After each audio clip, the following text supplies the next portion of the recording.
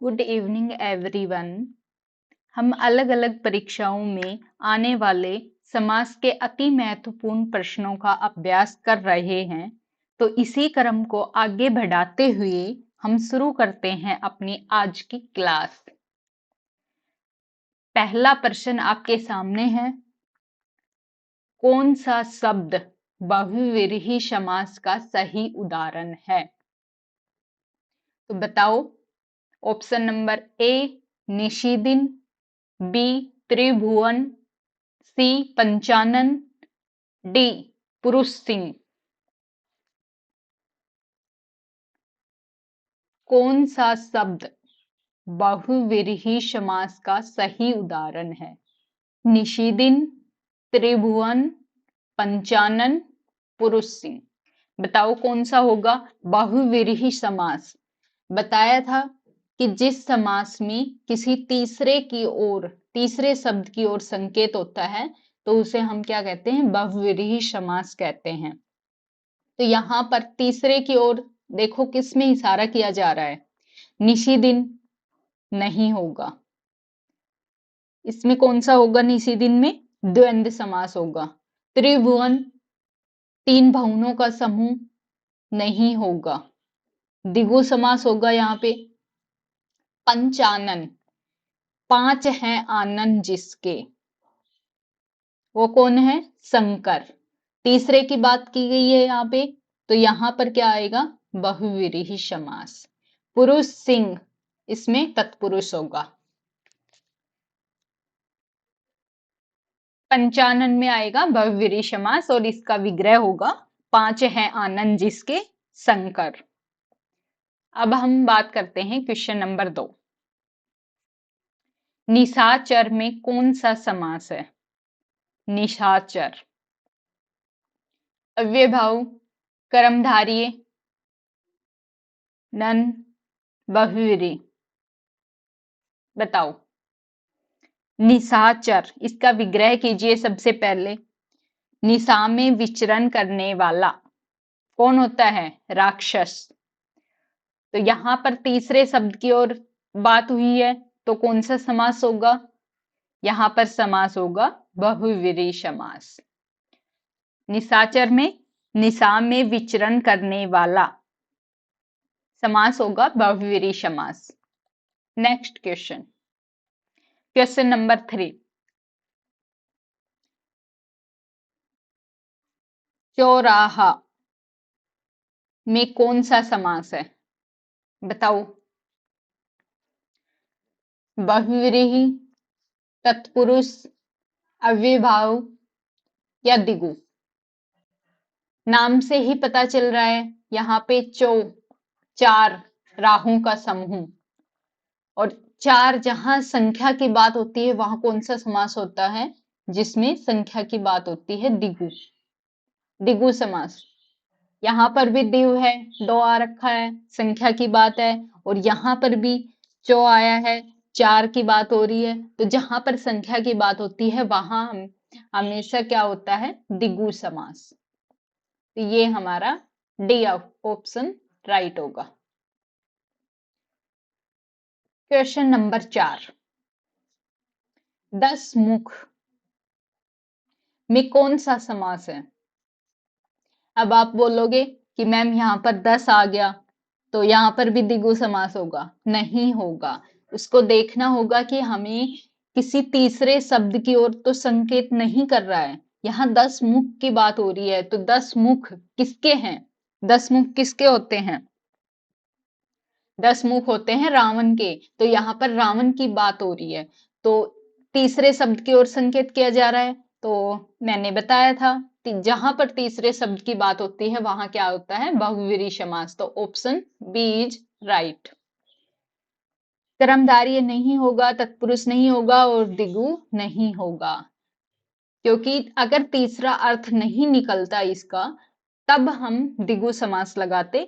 लेकिन यहाँ पर तीसरे शब्द की ओर इशारा किया जा रहा है, तीसरे की बात हो रही है, 10 मुख है, वो है रावण। तो रावण की बात हो रही है यहाँ पे, तो हमारा आंसर राइट होगा बहुव्रीहि समास। Next question, question number 5। सुपुरुष, सुपुरुष में कौन सा समास है? तत्पुरुष, अव्ययी भाव, कर्मधारय, द्वंद्व। बताओ। सबसे पहले इसका विग्रह कीजिए। सुपुरुष का विग्रह क्या होगा? सुंदर है जो पुरुष। सुंदरता की बात की गई है, तो जहां पर विशेषता बताई जाती है, पुरुष की विशेषता बताई जा रही है कि वो सुपुरुष, सुंदर है वो पुरुष, तो वहां पर जहां पर विशेषता की बात होती है वहां कौन सा समास होता है? ऑप्शन नंबर सी, कर्मधारय। तो राइट आंसर होगा हमारा कर्मधारय।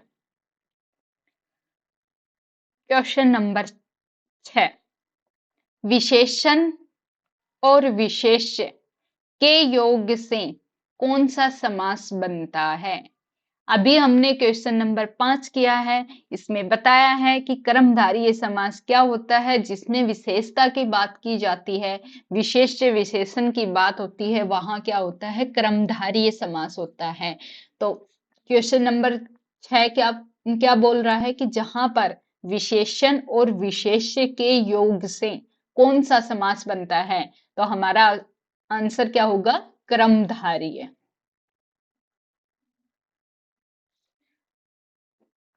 तो हमारा राइट आंसर होगा कर्मधारय। Next question, question number 7। 7 बताओ।